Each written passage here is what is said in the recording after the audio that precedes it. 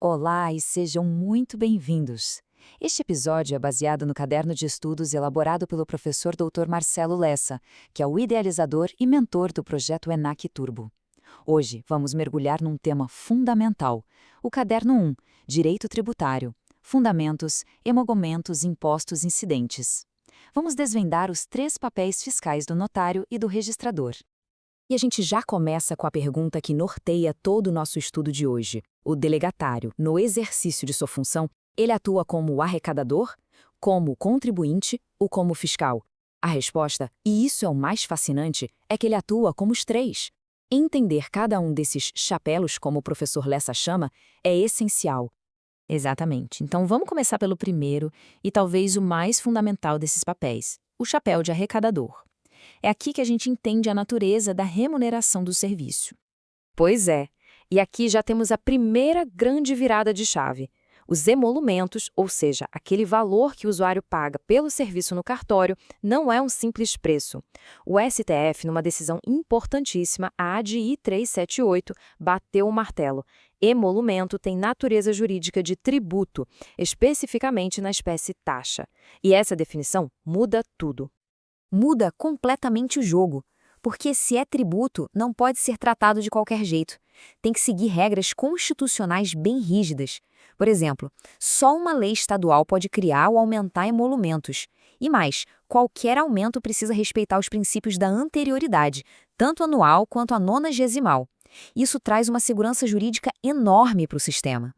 Exato, segurança e previsibilidade. Agora, vamos vestir o segundo chapéu, que é onde muita gente se confunde. O notário como contribuinte. Porque além de arrecadar essa taxa para o Estado, ele também paga seus próprios tributos. E aí surge a grande dúvida que já gerou muita discussão jurídica. Peraí, se o emolumento já é um tributo, uma taxa, como é que pode incidir sobre ele um outro tributo, que é o Imposto sobre Serviços, o ISS? Isso não seria bis in idem, uma dupla tributação sobre o mesmo fato? Essa é a pergunta de $1 milhão. E o STF, no tema 296, respondeu: não, não é bis in idem. E a justificativa, como o professor Lessa detalha, está na diferença dos fatos geradores. A taxa, o emolumento, remunera o exercício do poder de polícia do Estado, a fé pública delegada. Já o ISS incide sobre o serviço prestado como atividade econômica. São coisas diferentes. Logo, podem ser tributadas de forma distinta. Perfeita distinção. E com isso, claro, chegamos ao terceiro e último chapéu, que é o de fiscalizador. Um papel de imensa responsabilidade, que às vezes passa um pouco despercebido. Exato. O notário não está ali só para prestar seu serviço e pagar seus impostos. A Lei 8.935, a Lei dos Notários e Registradores, impõe a ele um dever de fiscalização. Ele atua como um verdadeiro gatekeeper, um porteiro do sistema fiscal, garantindo que os tributos devidos por terceiros pelos usuários sejam pagos. E na prática, isso é muito visível. Antes de lavrar uma escritura de compra e venda, por exemplo, o tabelião tem o dever de exigir a guia de recolhimento do ITBI, que é um imposto municipal. O mesmo vale para o ITCMD, estadual, em caso de doação ou herança. E não para por aí. Ele também tem que enviar a DOI, a Declaração sobre Operações Imobiliárias, para a Receita Federal e até verificar a CND do INSS para averbação de obras. É uma responsabilidade enorme. Enorme mesmo. Bom, depois de passarmos por cada um dos chapéus, vamos fazer o que o professor Lessa sempre recomenda: sintetizar para fixar o conhecimento. É hora de amarrar os pontos-chave. Vamos lá, de forma bem direta. Chapéu 1, arrecadador, ele cobra os emolumentos, que são uma taxa estadual.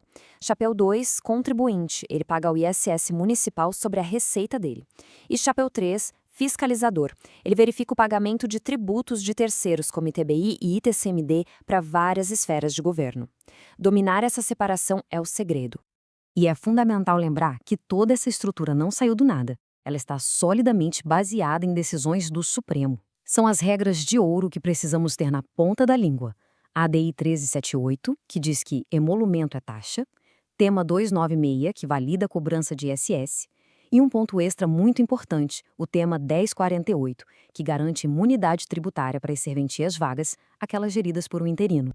E se a gente pudesse resumir tudo em uma única frase para nunca mais esquecer, seria esta que está destacada no material do professor Lessa: emolumento não é preço, é taxa. Se é taxa, só lei estadual pode criar ou aumentar e deve respeitar a anterioridade. Essa frase é o BNA do primeiro chapéu e talvez de todo o sistema. Perfeito. Entender esses 3 papéis, no fim das contas, é entender o papel central do delegatário para a justiça fiscal no Brasil. A reflexão que fica é justamente sobre como equilibrar essas responsabilidades tão diferentes no dia a dia.